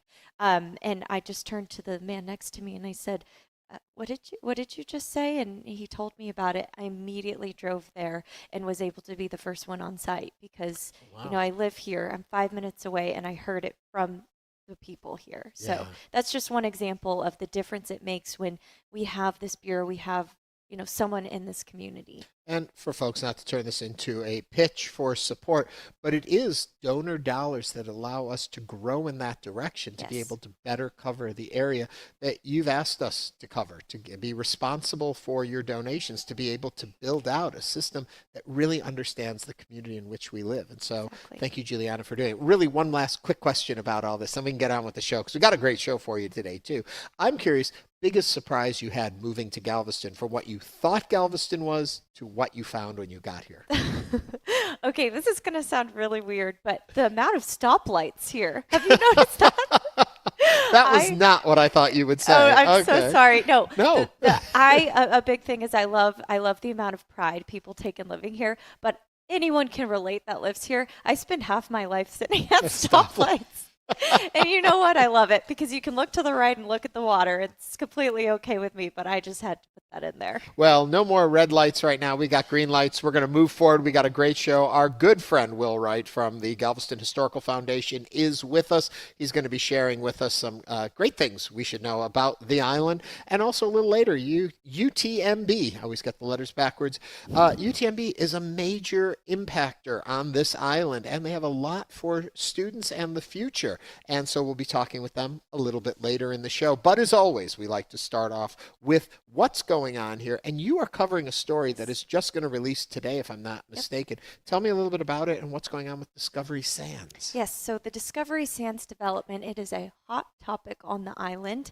If you live here, you have probably heard about it, especially if you live closer to Jamaica Beach. Have you ever been to Jamaica Beach? Yeah. Okay, so it's far, far west end of Galveston Island. It's about 10, 20 minutes down the road from where I live. I'm going to pause you right there and just say, which people would be surprised at, if you come into the island and go to the Strand and the seawall and go back out, there is a lot more of the island. Okay, I'm so glad you said that because the first time I ever drove all the way down there, I'm like, when does it end? It's much larger than you think if you get huge. Caught in the little tourist area. No, it's huge. And there are so many beautiful beach homes and beaches there. Really, take a day to explore it. Yeah. So Jamaica Beach is down there, and there's this proposed development called Discovery Sands. It would be on about 350 acres of land, and the actual development itself would be about 170 acres. It will have hundreds of housing units, a lagoon, pool, a lazy river. I mean, you can imagine this is a big development. And, while a lot of people do welcome development and welcome this tourism, the people of Jamaica Beach, which is literally right across the street from where the development is, aren't so thrilled about it because there is a lot of wildlife that grazes that land, ghost wolves, cattle, and there's also wetlands there. And so what they're worried about is with this development that it'll really hurt that wildlife and disrupt the yeah, environment. and disrupt the environment. And another thing they're worried about is if you've been there, there's really one evacuation route or if anything happens and for traffic, and they're worried, with all these tourists coming and what does that mean for traffic as well. Another thing is they're pretty upset with how the developer has gotten some asked for certain, height restrictions to be able to go above those and things for the development that they don't think should be allowed because they're worried it will give way to developers to do this anywhere and kind of set a precedent. And so really what's happening right now is this is proposed. Jamaica Beach residents are worried about it. City Council for Galveston is supposed to take this up next week at the council meeting, but Jamaica Beach residents are asking, can we postpone this vote? Because the city council, there are 2 runoffs still for 2 city council members, and they want to wait till those are over and they have their full city council to consider this. One more thing I want to say, Galveston City Council is the one who is deciding on this. Jamaica Beach is actually its own city. They have their own city council. They don't have any say in this. It is on City of Galveston land, which is just across a barbed wire fence from Jamaica Beach. So that gives an interesting dynamic there. What is the working relationship between the governments of Galveston City proper and Jamaica Beach? Do they have a healthy relationship, or is it a contentious one? It seems like they have a healthy relationship, and they obviously work together because they're literally separated by a barbed wire fence. But it seems that they have a good working relationship, and they've been really conversing with Galveston City Council, letting them know their concerns. And I've spoken with city council members, and they're saying they're listening and they're conversing as much as they can. The developer says, "Hey, look, this is happening whether we like it or not. Someone's bought the land. It's just a matter of who does it." And he believes, the developer, that he's the best person for the job. We know from up in Houston that there's no zoning, things like that. Yeah. Down here, what kind of regulations or zoning exists? Is this running afoul of any of that, or is it pretty much the Texas attitude of just go forth and build? So they are staying within some restrictions in the area. I can't remember specifics. I'd have to have them in front of me, but they are, going above some height restrictions that are normally for that area and some zoning regulations that usually aren't allowed for that specific land and that specific area. They've, with the planning commission, they were able to get those exceptions, and that's what people are a little upset about because they're saying, why were these rules in place if they were able to be kind of jumped over, but the developer said he needed those to be able to do what he wanted to do. And he also says he will not be touching wetlands. He promises that, but the people there don't believe that. Yeah. You made a reference in what you were saying, just for clarity, for my understanding of it. It would be a residential area as opposed to a tourist attraction area, or is it being built for visitors to come into the attractions that are included? It's being built for visitors, for people to come to Jamaica Beach and see how beautiful it is and spend some time there. It seems like it's more of a tourist attraction than a housing development project. Yeah, it seems like that's more. It's described as a coastal village. I do think that it has more of maybe short-term rental capabilities, things like that. But that area I'm not completely clear on either right now. But I do know that there is going to be hundreds of housing units there, and people are worried. I heard residents say they were worried about checkout time on Sundays. And so that gave me the idea of more a tourism aspect. Yeah. And also with like having a lazy river and things like that. They really wanted to create sort of a community there, like almost like a European vacation type vibe is what they were kind of going. Do the developers talk at all about the economic impact it would have for the community and their push of why they should have this? Yes, they talk about, how this, can benefit the city. And they also have talked about creating kind of helping the city out with certain things with water, and creating a system for that there that they could, give back to the city with. So, they're saying, we're trying to help here. We're not trying to hurt, but, obviously residents have a different idea of that. So the vote that would happen, proposed happening next week, would be to do what? So the vote would be to take up it would be a first reading of the consideration of the development, and City Council can decide what they would do with that. I'm pretty sure they would approve what Planning Commission recommended to them, the proposal they recommended, and that would give the developer an okay. But City Council can decide to defer that vote. It is up to them to decide if they want to wait until the new council is completely in place, or if they want to take it up a second time and make some changes. It'll be up to them for that after that first reading. If City Council were to reject the proposal, would that be the end of the sands? That's a good question. Like the developers told me, the land has been bought, and he says, something is going to happen there. It's just a matter of when.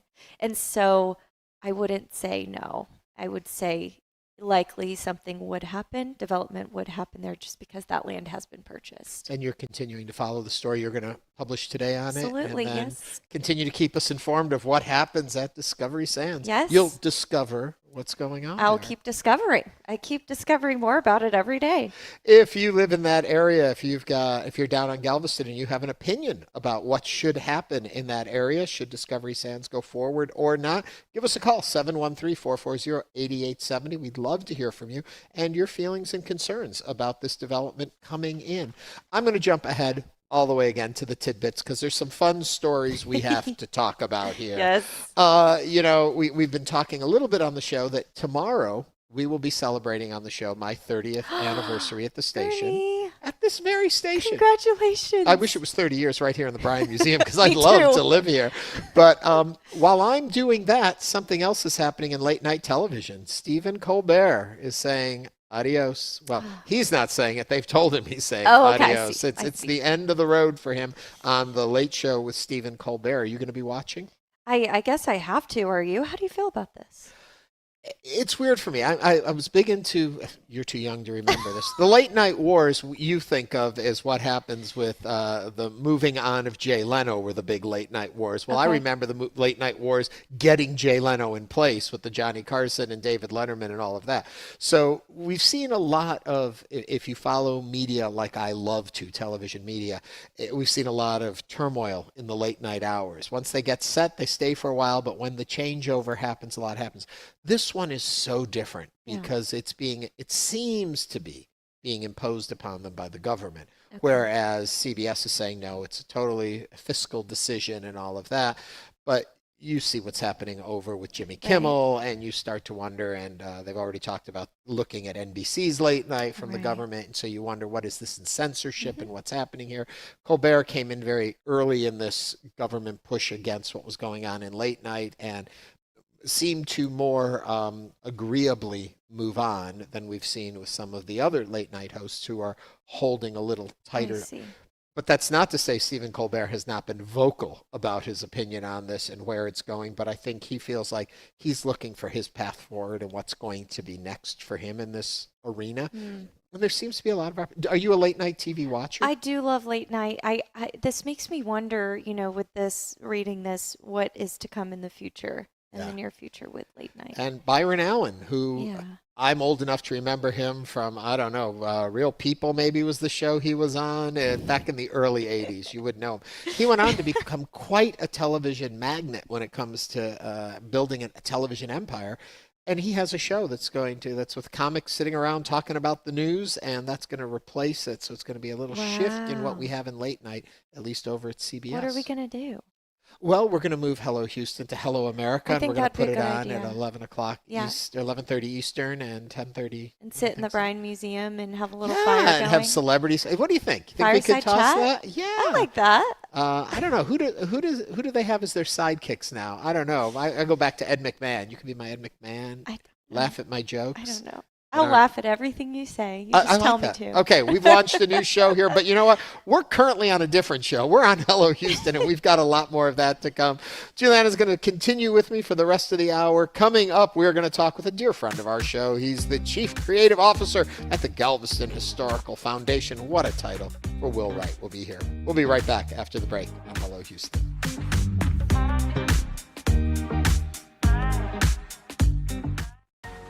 We know you value Houston Public Media. That's why you're watching right now.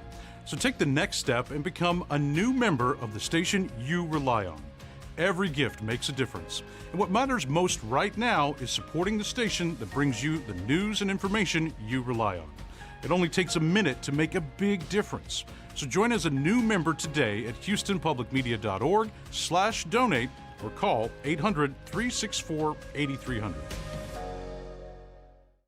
Houston Public Media. That's why you're listening right now. Take the next steps and become a new member of the station you rely on. Every gift makes a difference, and what matters most right now is supporting the station that brings you the news and information you rely on. It only takes a few minutes to make a big difference. Join as a new member today at houstonpublicmedia.org/donate or call 888-909-0887. I'm Peter O'Dowd. Across the West, fire agencies are using AI-equipped cameras to detect wildfires. But can artificial intelligence tell the difference between smoke and a cloud of dust? In the early days, there were some funny occasions where we detected what we thought was smoke, but it was actually a snowblower. Climate Solutions Week continues next time, Here and Now.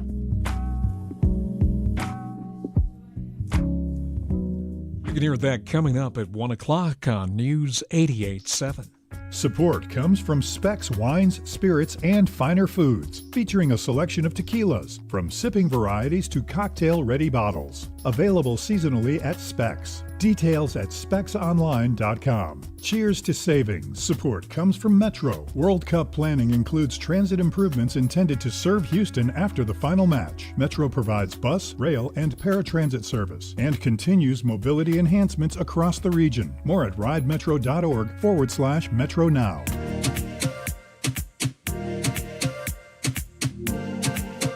And now back to Hello Houston, live from Galveston. To comment on today's topics, call or text 713-440-8870 or email us at talk@hellohouston.org. And now, Ernie Manouse and Houston Public Media Galveston Bureau reporter and our guest host today, Julianna Washburn.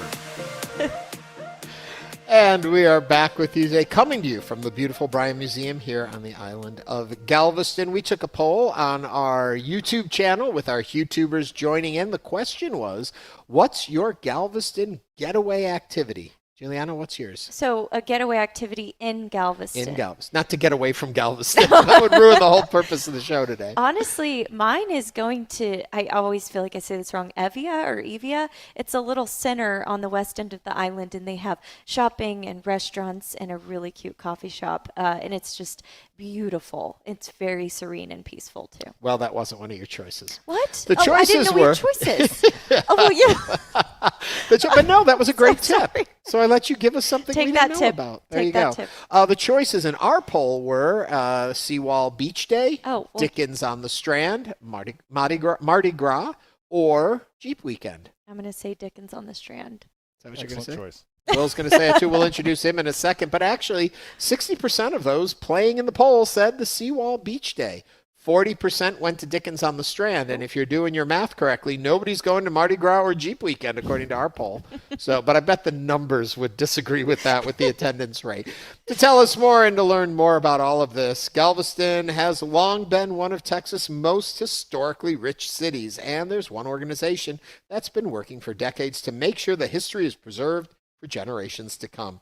The Galveston Historical Foundation has been a cornerstone of historic preservation, maritime heritage, and community redevelopment on the island and across Galveston County. So to tell us more about their work and their mission, good friend of our show, Will Wright, Chief Creative Officer of the Galveston Historical Foundation. What a long title. Will, welcome back to the show. It's so good to see you all in Galveston. Welcome. It's great to be here in Galveston. I wish it wasn't such a gloomy... Well, it was gloomy when we pulled up. Is it sunny out there yet? It still hasn't changed. Still hasn't changed. But that's good. Okay. You guys needed water down here. We do, and we're inside, and we're just fine in here, so it's all working out. Yeah, it's definitely not gloomy in here. No, it's it is really not. Cool I'm to having be a in time. here. We don't even know what it looks like outside. We're just so cozy in here. I love it. We were talking a little bit about the building in the last hour of the show that we are housed in. From your understanding of the building, kind of where it came from originally, initially the build of the building, whose design, what did they want to accomplish when they were building? This is quite an impressive building on this island. It is. It's a great representation of, people can come to Galveston and be very well aware and surrounded by Victorian houses and architecture and that. But places and spaces like the Bryan Museum and Bishop's Palace and other locations really give visitors an awesome view into kind of that other world of Galveston that isn't just how people lived. You know, these were businesses, these were places of operation. You go to the Strand, you're surrounded by kind of a commercial district. So it's a really good reminder of kind of that overall composition of what makes Galveston really hyper unique in the nation for Victorian architecture, historic architecture. I recently watched a terrible AI-generated video about the storm, the 1900 storm. And as bizarre as the AI part of it was and all of that, the story they told really brought it to life. And I'd heard about the storm, and I understood the flooding and the people, but they took you moment by moment through what happened and seeing it. But the part that I bring this up here is that at the beginning of the video, talking about what Galveston was like before the storm. And I think we often forget that Galveston was the economic hub of this area, that there was industry and there were buildings like the building we're sitting in all over the island. This was an amazing build out. Yeah, Galveston before the 1900 storm was the economic, social center of the region, of the state, of the nation in a lot of ways. It rivaled New York. You see that from architects that were building in New York that have, buildings here. The social world, the financial world of Galveston, it was a pivotal place in the United States. The 1900 storm changed that. There was also development in Houston and things that started to shift, but the Galveston of the late 1800s had to have been an incredibly exciting and special place to be involved in. It is a remarkable piece to the island's history, and to your point, it's something that I think people can kind of forget about or not acknowledge because we are still surrounded by these buildings, but some of that economic importance didn't stick around after the 1900 storm quite the same. Yeah. Well, when I walk by and I see this building, I think to myself, imagine more of these. Imagine what the Strand looks like across. And then you think about what happened when the flood came through and the devastation and the pain and sorrow that a community was then built on top of. They talk about the recovery of those lost in the storm and how that went and what they had to do with body disposal and all of that. Things I never thought about when I hear the thumbnail story of the storm, and it really did shape this community moving forward too. It did. I think to this day, you all talk about that kind of Galveston spirit, or that that connection that people have with it. I think you can directly, attach that to the 1900 storm. I think you have such a traumatic event that reshapes the emotion of the location. It reshapes the geography of the location, and those things don't go away. That becomes very much part of that story of resilience that Galveston's very well known for, and that was shown in the 1900 storm, but it's been shown countless times since then. Galveston is not immune to hurricanes, and we have dealt with those in a lot of different ways ever since then. The seawall, the grade raising, there's some physical, tangible things to it, but there's also that kind of community spirit that I think really translates directly back to those events. I don't want to just sit on the storm for the whole time, but when you talk about the rising of the city, watching that in this bad AI video, I didn't realize. I mean, I guess I understood, but seeing it visualized and how much time it took and what they did to lift all of the surviving structures and build new ones up higher and all to put the ground in. It's fascinating. It's an incredible story. And, we celebrated the anniversary of the 1900 storm last year. And it was really a great time to kind of reflect on, the awareness that people have of the storm and the significance of the loss of life from the storm was matched by just an incredible rebuilding effort. And so those two things kind of, come together into a really remarkable story of the largest loss of human life from a natural disaster, and then the largest civil engineering project in U.S. history. One came from the other, right? And it was, it did take time, but within 5 or 10 years, you were seeing massive development happening really quick, which things don't move at that speed currently. It's a much different thing. And you have to keep in mind, it was with the technology they had. 125 years ago, not Absolutely. with all of the information and knowledge and tools we have today, which makes the feat even more amazing. It does, and that technology is still represented in some ways. We at the Historical Foundation, somewhat frequently lift houses, raise houses, and move them to different properties. That house moving technology really isn't that much different than the way they did it in the 1900s. There are advances, of course, and automation and some things like that, but some of those components are still there in it. So there are changes, and I think Galveston's always a good poster child for this. There are so many tangibles that still connect back to that, how it was done originally. Okay, as a historian, do you get tired of us talking about the storm only? There's so much more here to talk about. It is, it will always remain one of, I have to say, Juneteenth and the 1900 storm are Galveston's two best known moments, and that's for a lot of, good reason. Yeah. Okay, let's shift then over Sure. to Juneteenth. It's coming up in just a month. The significance for those who surprisingly may not realize what the significance is of Galveston in that. Galveston is the birthplace of Juneteenth. It is celebrated now. It's the newest federal holiday.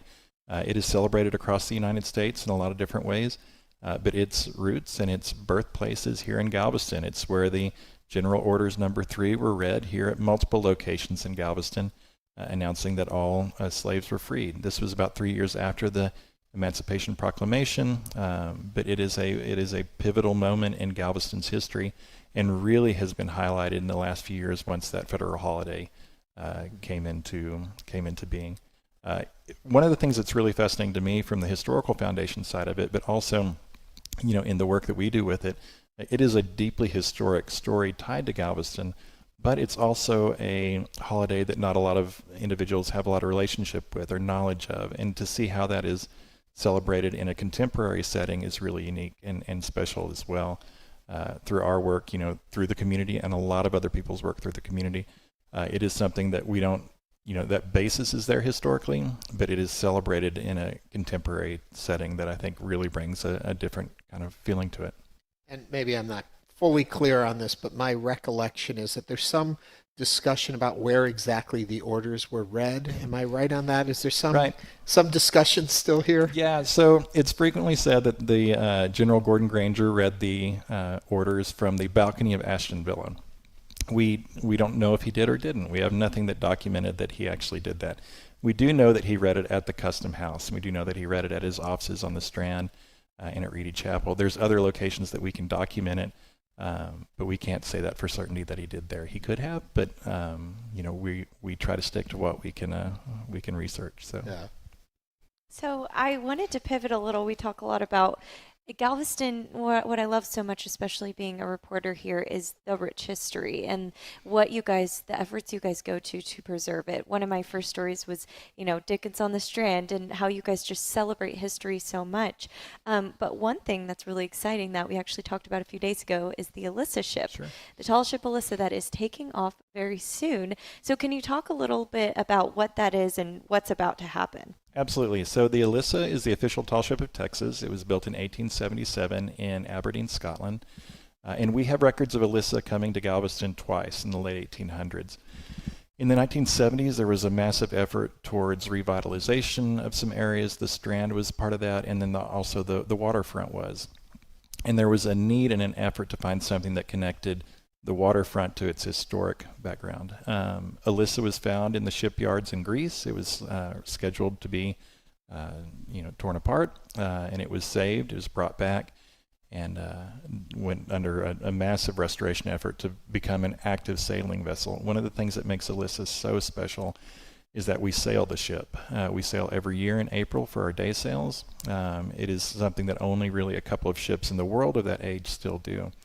We can do that through our, the work that we continue to do on the ship, through our crew, through our volunteer program and our training program. But it is really what makes Alyssa special. When we look at this year for the America 250 celebrations, there is Sail 250, which is the official maritime component to that. And Alyssa will be representing Galveston and the state of Texas, and all of us that love history and old ships to be our ambassador into that program. So we'll be stopping at 6 different locations over the next 3 months. for tours and special events, but the headline act of that all is to be in New York City for the 4th of July. So Alyssa will be there with the largest flotilla of ships in history to celebrate the 250th birthday of the United States. And then we'll go to Boston after that and some stops after. It's an incredible opportunity, a credible moment for the ship that would not be able to be done if we weren't ready to do that. So it's a special moment for it. That's so amazing. My favorite, Alyssa, bit of trivia, and tell me if I'm right or wrong. When a storm comes towards the island, you sink the ship. Is that true or false? That's not true. I was like, what? There, you can. Alyssa stayed right where Alyssa lives during Hurricane Ike. So there are a lot of different ways that we protect things.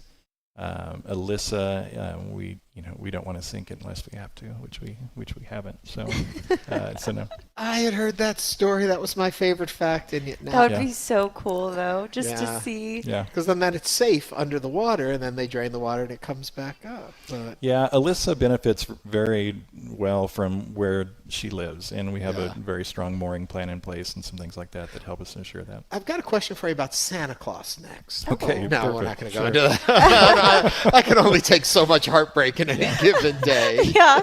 Visits Galveston every year. Thank you. I saw Santa at Dickens on the Strand, I have to say. It's one of his favorite events. Oh, okay. Yes, that's what sure. I thought. That was amazing. You've been to Dickens? Oh, I've You're been a to big fan. Dickens. Yes. Yeah. It is so awesome. It is so immersive. Texas Monthly called it years ago one of Texas' weirdest festivals, and I love that note for it. It's totally accurate.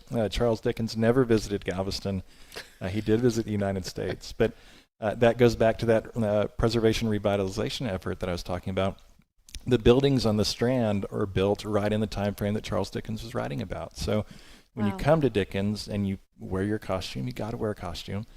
You come down, you're surrounded by the sights of it, and it's very easy to walk down and really feel that you've stepped into another time period. It's so cool. I did not wear a costume last year. I'm so sorry. You actually asked me to wear a costume. I did. And I didn't because I was reporting on the event, and I was like, you know what? I'll just wear, all black or something like that. I regretted it. So we say it for a couple of reasons. One, we want people to we give you a discount if you're in a costume. Yes. But two, it helps us set the scene, but it also takes you directly into it. So, there's a lot of layers to why costumes kind of are important. And you can go as big or as fancy or as simple as you I will want, be going big next year. Right. We jumped right into it. Explain Dickens on the Strand for those who may not know what we're talking about. Yeah, absolutely. So Dickens on the Strand is Galveston's world-famous Victorian holiday festival. We welcome about 40,000 people downtown from Friday to Sunday for a ticketed downtown Christmas holiday festival. We have descendants of Dickens that join us. We have stages, we have food, we have vendors.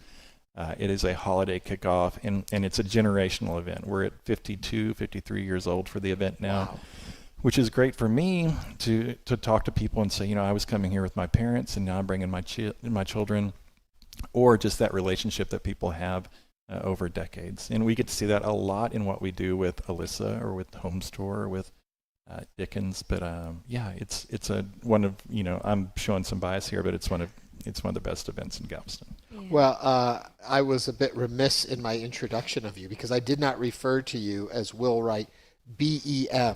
Yes, right. Explain the BEM, the title after your name. So the BEM is the British Empire Medal, which I was awarded last year, which was a total shock and surprise to me. It was we have a great relationship with the consulate general in Houston and the staff there. We've worked with them for years through Dickens, and they made a nomination for me to be awarded the British Empire Medal. So my family and I got to go to Washington, D.C. and meet the ambassador and receive this wonderful medal, and it was a great moment. Everyone couldn't have been nicer.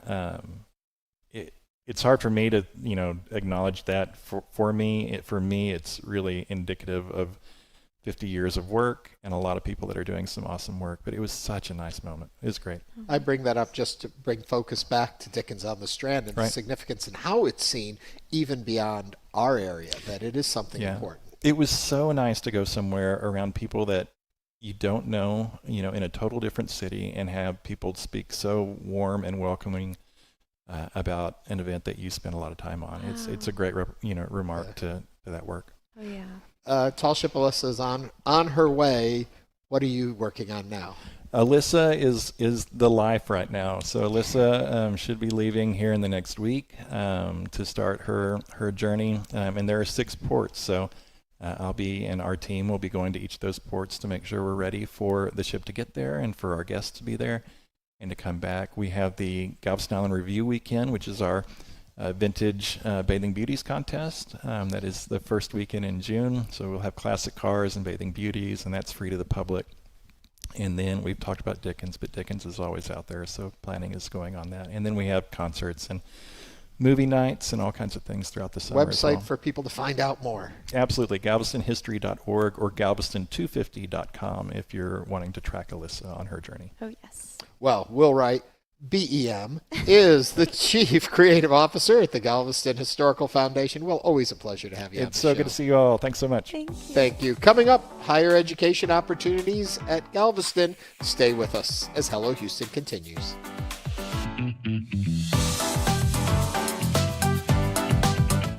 It's not just your car.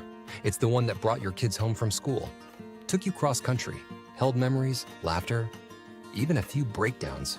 When it's time to let go, give your car a new purpose. Donate it and turn memories into meaningful support for this station. Plus, you'll enjoy free and easy pickup, potential tax benefits, and a simple donation process. Your gift supports the programs you and your family love. Donate today and help keep public media strong. Call or donate online. Today at 3 o'clock. On the next Fresh Air, how can a politician lie to the electorate and not face legal consequences? Even a lie as consequential as President Trump's claim that he won the 2020 election? In a new book, Andrew Weissman explains how we got here and suggests ways to hold politicians accountable. Weissman was the lead prosecutor in the Mueller investigation. Join us.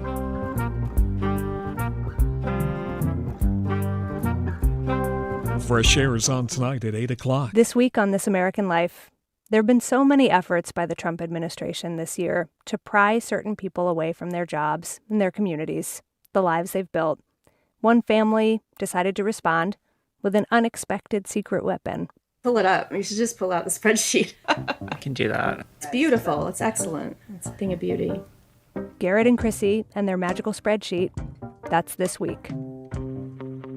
This American Life is on tonight at 10 o'clock. Support comes from UT Health Houston, Houston's health university, where education, research, and patient care come together to help advance health and improve lives in Houston and beyond. More at houstonshealthuniversity.com.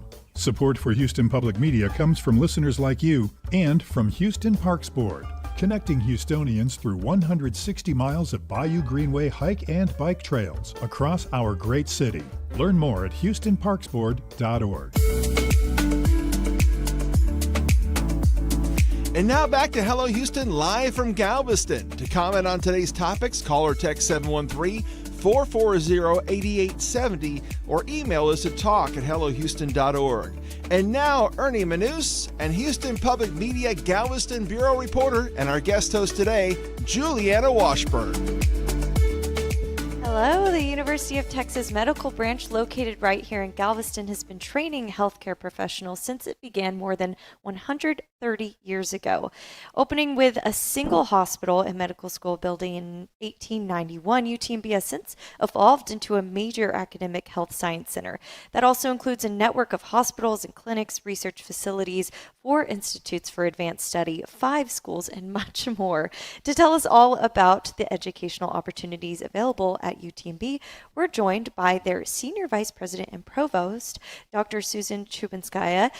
Dr. Chubinskaya, welcome to Hello Houston. Thank you so much for joining us. Thank you very much for inviting me. It's a wonderful experience, and I'm looking forward. Yeah, so actually, I'm wondering your role as Senior Vice President and Provost. What is your role? Are you over the entire institution of UTMB? Because it isn't just the medical school, it's nursing students and OT students, right? I mean, I would say, define entire institution, but I'm getting this question all the time from students, what does it provost? And I usually compare myself to a conductor who makes sure that all support services, all academics work and perform in uniform, aligned fashion. But to be serious, a provost is the one who provides academic oversight of the entire educational arm of the institution. So we have university, which is called academic enterprise, we have clinical enterprise, and I'm all over the academic enterprise. So basically, all deans report to me, all schools, all support services, student affairs, wellness, health education center, continuum education, library, faculty affairs, faculty development, accreditation. I can go on and on, but I think that's amazing. But I think you got the idea. Yeah. Compliance, policies, all of it. Well, with the ever-changing landscape of healthcare and the need that's out there, and we also hear about the horrible nursing shortage that's happening across the country, what would you say is UTMB's educational mission for 2026 and beyond? Oh, that's a wonderful question. I will start with nursing. Our nursing school is #1 in Texas and number 19 in the country. We are well aware about shortage in nursing workforce, and we are working in alignment with health system to address these things. For example, we just opened last year nurse anesthesia program because there is a huge shortage in anesthesia nurses. We created a new certificate program in correctional managed care. We are working on expanding our offerings in Doctor of Nursing Practice, in PhD in Nursing Sciences. We just received a very important gift from the Cillian Smith Foundation, which will support housing and tuition for a special cohort of nurses with a pathway to the direct employment at UTMB. So that is example of the nursing school, but we are doing much more in every other school. For example, School of Health Professions, we just a few months ago named a new dean, and he developed a phenomenal strategic plan which addresses alignment between the needs and the workforce of the health system versus what we are offering educationally. We are expanding now Doctor of Nursing physical therapy program, Doctor of Occupational program, a Master in Physical Therapy, Master in Occupational Therapy. We opened a new program at Laredo to address rural community workforce shortage. So we are in full speed in addressing that at every single level at every school. Let me ask, is it more the position of building out because we will need it, or building out because there is a need, students need more of it? Which is coming first? Is it we're prepared for them? Or? I think both. I mean, it's hard to predict what the needs will be in 3-4 years after they complete it. So we're addressing current shortage and try to look forward and anticipate what kind of additional professions or additional expertise and competencies our students need to obtain. And to be clear, when I was at school, we were told, forget everything what you learned at school, you will learn on the job. What we need to make sure that our students acquire necessary competencies for lifelong learning, for critical thinking, and ability to learn as they go.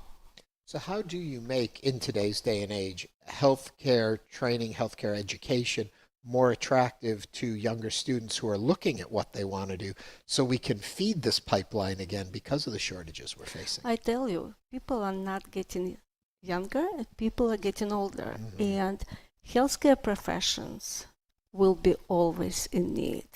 So as we see that other professions might come and go, healthcare will not.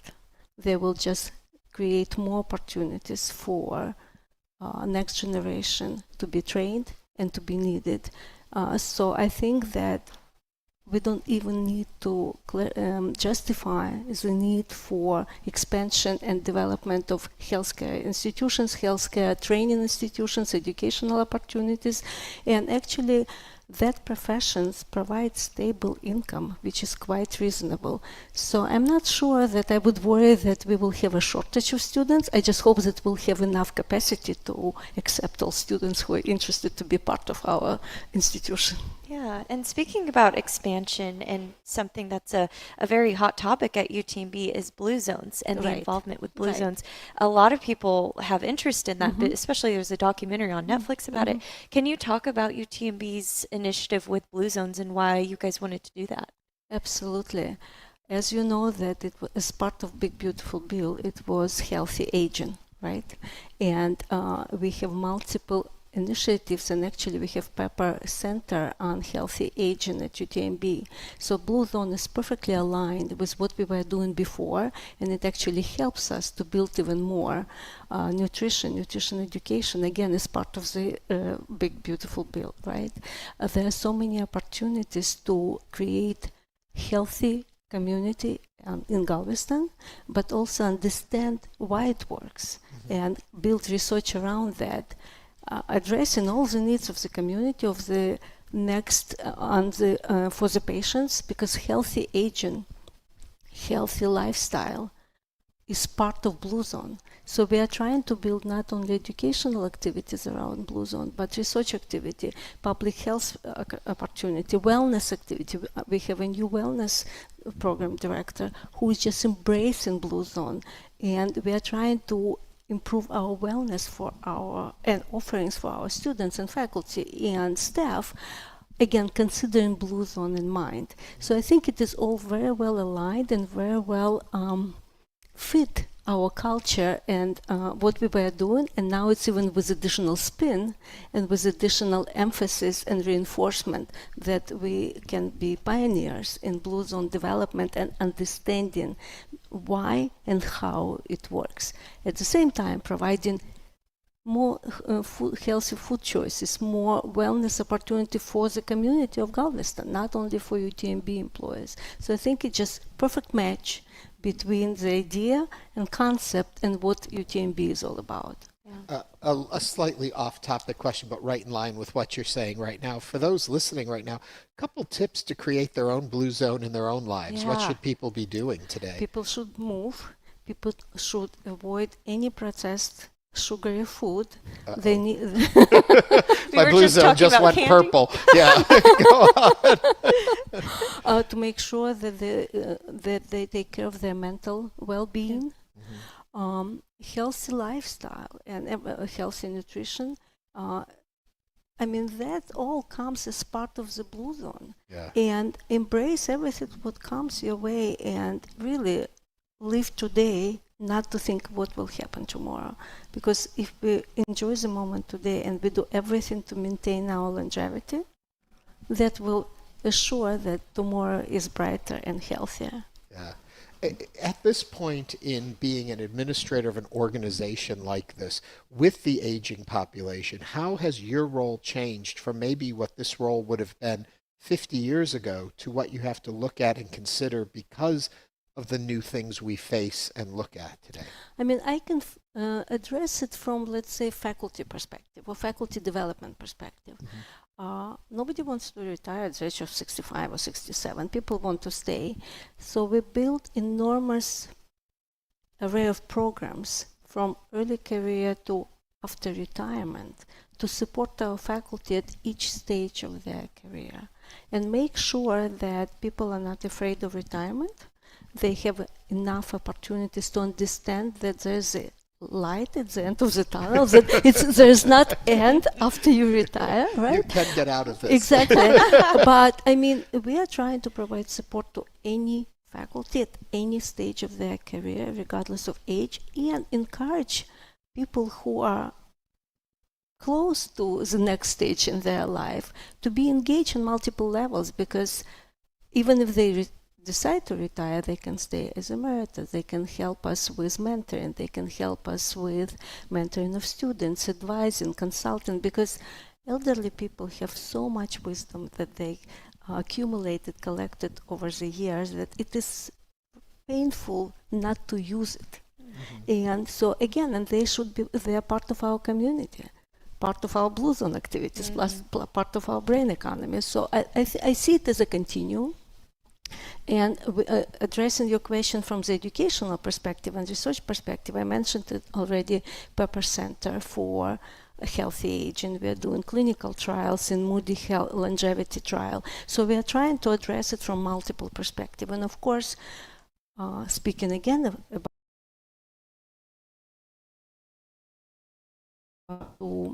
allied health professionals and nursing students address aging population.